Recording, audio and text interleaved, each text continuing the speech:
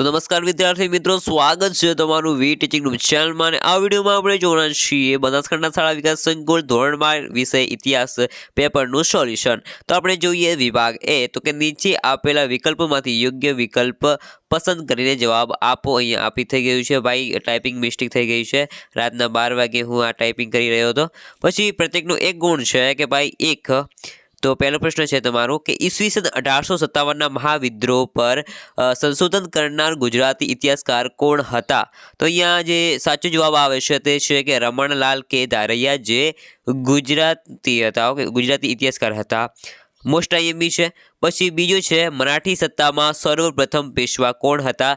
तो आज प्रश्न विभाग बी में तमारे एक गुण में पूछाई गयो है। आपणा आईएमपी कही शकाय छे। तो आनो जवाब आवे छे बालाजी विश्वनाथ। पछी त्रीजो प्रश्न हतो बक्सरना युद्ध समय बंगाळनो नवाब कोण हतो। तो आमां आनो जवाब आवे छे मीर जाफर, जे बक्सरना युद्ध समय बंगाळनो नवाब हतो। पछी चौथो प्रश्न छे रेग्युलेटिंग एक्ट क्यारे अमलमां આવ્યો। तो आ जे एक्ट जे छे ए 1773 में अमल में आव्यो हतो। पछी पांचमो प्रश्न छे कया गवर्नरे इनाम कमीशन नीमी जमीनदारोनी जमीनो जप्त करी हती। तो आनो जवाब आवे छे डेलहाउसी। तो आ जे छे इनाम कमीशन पहला पण एने कर्युं हतुं, खालसा नीति अपनावी हती। ओके, याद राखजो। नागपुरनुं रेशम सेना माटे जाणीतुं हतुं। तो आनो जवाब आवे छे बॉर्डर माटे। ओके, पछी सातमो प्रश्न हतो थियोसोफिकल सोसायटीनुं कार्य हिंद में आवीने कोणे उपाड़ी लीधुं हतुं। तो आनो जवाब आवे छे एनी बेसंट। ओके, पछी आठमो प्रश्न हतो हिंदी राष्ट्रीय महासभानी स्थापना क्यारे थई हती। तो आनो साचो जवाब छे सी 1885 में। ओके, पछी नवमो प्रश्न हतो स्पेस एप्लिकेशन सेंटर क्यां आवेलुं छे। तो आनो साचो जवाब छे अमदावाद। 10मो प्रश्न आफ्रिकाना कया हबसी नेताए विश्व शांति जाळववाना हेतुथी नोबल पुरस्कार प्राप्त थयो। तो आनो साचो जवाब डी हशे डेसमंड महिलो टटू। आ केवुं नाम छे भाई। ओके, 11मो प्रश्न हतो राष्ट्रीय अभिलेखागार क्या आवेलुं छे। मोस्ट आईएमपी छे, मोस्ट आईएमपी छे, घणी वखत पूछायेलुं छे अने गाला असाइनमेंट में तो घणा बधा पेपरों में पण छे अने पहला पण पूछायेलुं छे। तो आनो साचो जवाब छे दिल्ली। छापी लेजो मगज में दिल्ली। अने बीजो जोईए 12मो नादिर शाहनु भारत पर आक्रमण क्यारे थयुं। तो आनो साचो जवाब छे 1739 में। पछी 13मो प्रश्न कया मुगल सम्राटना समय में अंग्रेजोने वेपारी कोठी स्थापवानो अधिकार प्राप्त कर्यो हतो। तो कि जहांगीर जे मुगल सम्राट हतो तेना समयगाळामां आ अंग्रेजोने वेपारी कोठी स्थापવાનો अधिकार मळ्यो। जो जहांगीर न होत अने आपणो हिंदू कोई सम्राट के भाई कोई पण मतलब सम्राट होत तो भाई अंग्रेज આપણે गुलामी न करी शक्या होत। ओके, तो આપણે आज़ादी मतलब आज़ाद ज होत होते अने लूंटाया पण न होत। तो शू करी सकीए, आने परवानगी आपी दीधी। ओके, चलो 14मो प्रश्न है कया चार्टर एक्ट थी कंपनीनो वेपारिक एकाधिकार नाबूद थयो।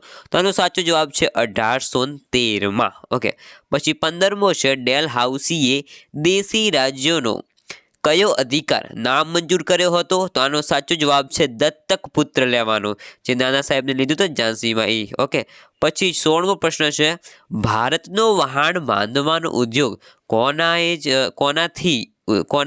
उद्योग थी चढ़ियातो तो। अहींया थोड़ी टाइपिंग मिस्टेक है, सॉरी। ओके, तो अहींया छे इंग्लैंड जवाब आवे छे। तो पछी आपणे जोईए तो छे 17मो प्रश्न रामकृष्ण मिशन की स्थापना कोणे करी हती। तो आनो साचो जवाब छे स्वामी विवेकानंदे। पछी 18मो प्रश्न साइमन कमीशन नो विरोध करती वखते पोलीसना लाठीमारथी कोनुं अवसान थयुं हतुं।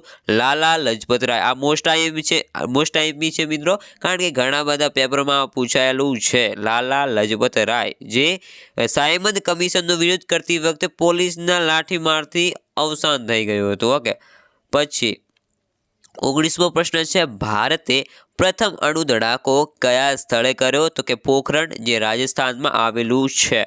ओके, आपणा आईएमपी छे।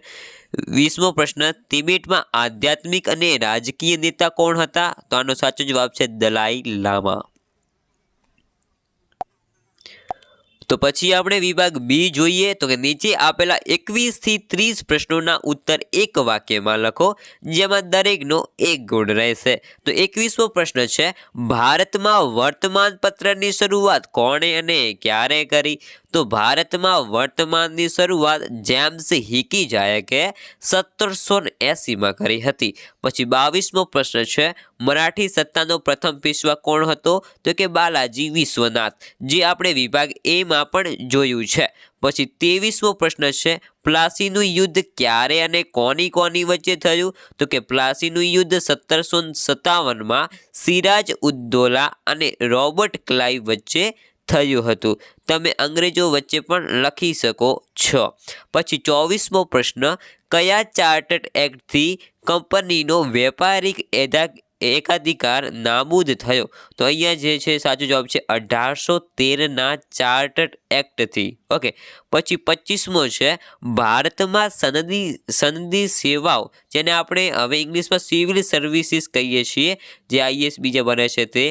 તો કે આ જે સેવા છે એ શરૂ કરવાનો શ્રેય કયા ગવર્નરને ફાળે જાય છે? તો અહીંયા સાચો જવાબ છે તો કે ભારતમાં સંધિ સેવાઓ શરૂ કરવાનો શ્રેય કોર્નવોલિસ, ઓકે, કોર્નવોલિસ ગવર્નરને ફાળે જાય છે. પછી છે 26મો, હસ્તકલા કારીગરના ઉદ્યોગોમાં ભારતનો મુખ્ય ઉદ્યોગ કયો હતો? તો કે મુખ્ય ઉદ્યોગ હતો વસ્ત્ર ઉદ્યોગ, જે આપણે વણાટકામ પણ કહીએ છીએ. વસ્ત્ર ઉદ્યોગ જે છે એ મુખ્ય ઉદ્યોગ હતો. તો પછી આપણે 27મો પ્રશ્ન જોઈએ તો કે ઈસરો પૂર્ણ રૂપ આપો, એટલે કે પૂર્ણ નામ આપવાનું છે, ફૂલ ફોર્મ. તો આનું ફૂલ ફોર્મ છે ઇન્ડિયન સ્પેસ રિસર્ચ ઓર્ગેનાઇઝેશન. અને પછી 28મો પ્રશ્ન છે કે ઉગ્ર રાષ્ટ્રવાદ એટલે શું? તો અહીંયા મેં થોડું મોટું લખ્યું છે, પરંતુ તમે થોડું આને લખી શકો છો, આવું કંઈ વાંધો નથી.